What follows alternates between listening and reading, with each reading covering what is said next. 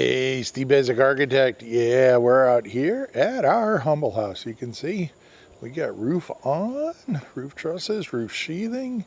Got a bunch of the fascias all done, so I figured let's take a walk around and see what we got going on.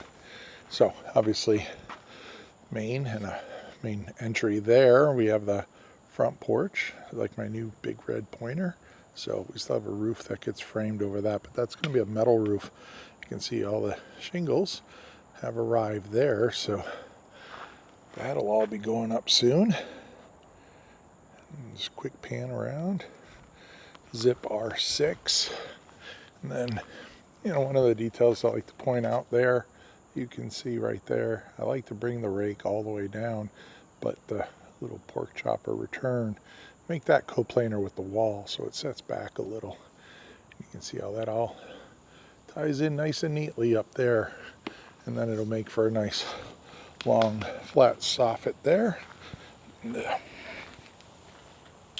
take a quick walk around here. I got a small excavator, so been doing some stuff, and yeah, we get that big old covered porch happening there. We got our sauna tubes in there, and we have our roof on there, little shed roof with a broken pitch or extension on there. So that's all temporary framing there and there. So you can see we have our sauna tubes in there finally. So they're getting ready to pour those. Take a walk around. We do have a little bit of a tight corner there. Client kept making this bigger and bigger and bigger and bigger, and finally I said, that's as big as we can make it. We're fortunate we'll be able to get a downspout in there, and the grade will be up higher, and then it'll be able to come down through here towards the camera and basically bleed out into the yard. So, but that's the dining room bump out there. This is actually a taller window. It's not always all cut out yet. So, and likewise the door to the garage, that's not the door. But we do have this big, beautiful overhang, and you can see the column right there. So it's going to go up. It's actually going to sit back about 4 feet from the end of the column. And what that did was that allowed us to stay with 3 18-inch rather than go to 14. If we went all the way to the end, we'd have to add an additional column. We added 4 feet to the space, but the 4 feet is now going to be the cantilevered space there. So the column will be back here somewhere. And so the column's carrying more load, but that cantilever actually makes the bending moment here somewhat work in reverse a little bit. So it's to our advantage actually to get that 4 feet, not move the column. And you can see here we're underneath. You get that all closed up, and you can see there we have our sauna tubes. So the deck will probably be, I don't know, maybe about 10 inches above that. And you can see how high these are out here. You can see that one there and that one there. So we'll bring up the grade and almost bury that. So there's a retaining wall that's going to go out here and frame that tree for us.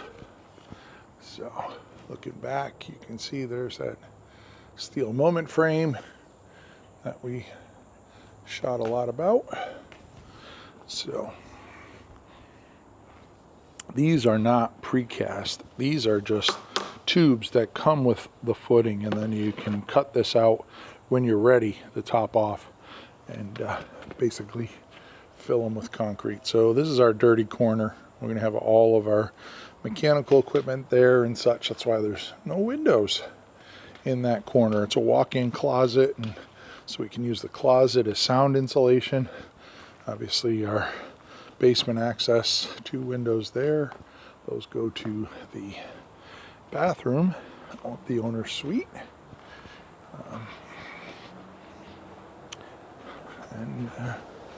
Yeah, coming around side here, again, we have a street right there, so we didn't put a lot of windows on this side. We have one on the front here, but nothing on that wall, nothing on this wall. We do have that basement window, but that one is to the toilet room inside. And then we come all the way back out here. And we're using LP Smart Side for all of our trim and our siding. So if you're familiar, you know. If you're not, well, then allow me to educate you in the near future. But you can see here we have our series of nested gables. Then we have the 2-story space up there, 2 bedrooms and a bathroom with a little oversized hall. And then of course our porch that is going to go on the front there. So we come around here and just take a quick pan around it for you. Some Gaff Timberline HD, some Grace Ice and Water Shield. We're required to put ice and water shield at all of the eaves. It's supposed to go literally 3 feet inboard from the wall, not the edge of the roof, 3 feet inboard from the wall. So if you have a 2-foot overhang, which is about what we have here, you can see we have a little over 2 feet in length there, plus the lap. So it's basically 2 rows that'll go on the roof there.